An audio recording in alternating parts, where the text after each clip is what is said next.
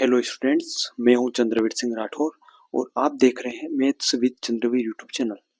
तो आज की इस वीडियो में हम देखने वाले हैं क्वाड्रेटिक इक्वेशन क्लास 10th में जो टॉपिक है आईएमपी टॉपिक है नेचर ऑफ रूट्स और डिस्क्रिमिनेंट। ये दोनों टॉपिक आईएमपी है, इन पे हम क्वेश्चन भी करने वाले हैं इस वीडियो में।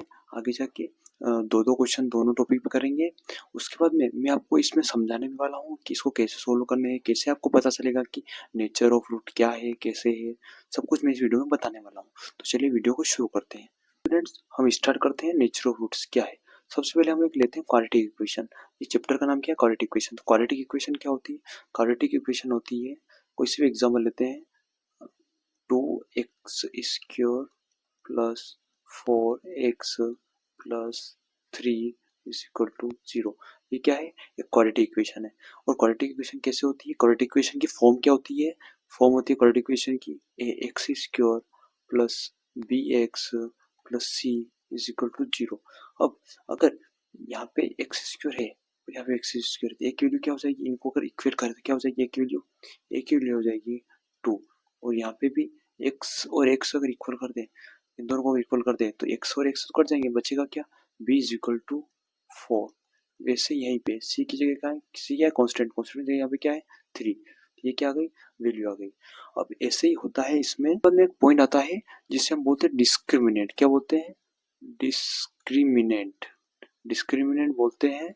वो होता है क्या? d इज इक्वल टू क्या होता है? डिस्क्रिमिनेंट बोलते हैं इसको। d is equal to b² minus 4ac। किसी क्वाड्रेटिक इक्वेशन में डिस्क्रिमिनेंट से ही पता चलता है कि उसके रूट्स किस प्रकार के होंगे। तो हम देखते हैं कि d से कैसे रूट पता करते हैं कि वो पॉजिटिव होंगे, नेगेटिव होंगे, जीरो होंगे, जो। तो चलिए देखते हैं हम d को कैसे पता करते हैं कि जीरो क्या होता है। तो अगर इसमें 3 टाइप होते हैं डिस्क्रिमिनेंट के। क्या होता है डिस्क्रिमिनेंट? क्या होता है? b² माइनस, डिस्क्रिमिनेंट क्या होता है?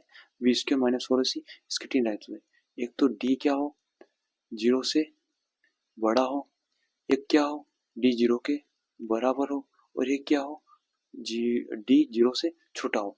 अगर d 0 से बड़ा आया, d क्या हुआ? 0 से बड़ा आया, तो क्या होगा?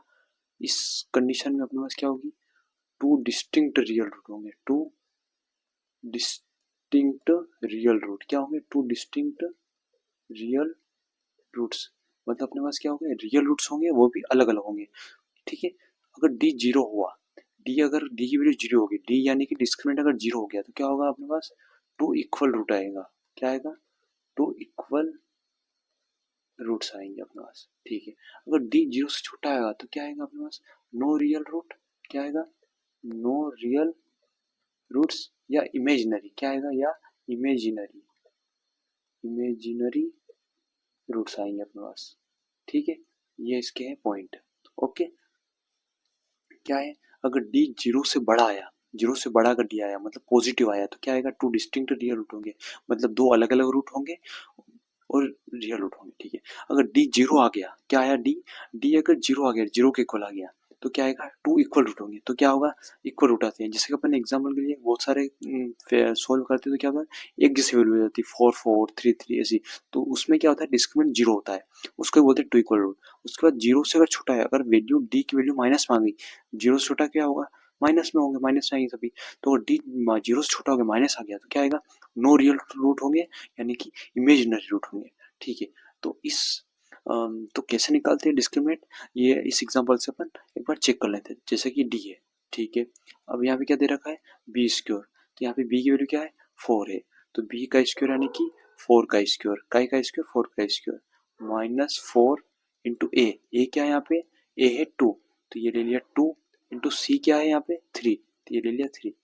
तो ये क्या आ जाएगा? डिस्क्रिमिनेंट आ जाएगा। क्या आ गया? 4 का स्क्वायर क्या होता है? 4 का स्क्वायर होता है 16। ठीक है। Minus 4 into 2 into 3। ठीक है। d square d is equal to 16।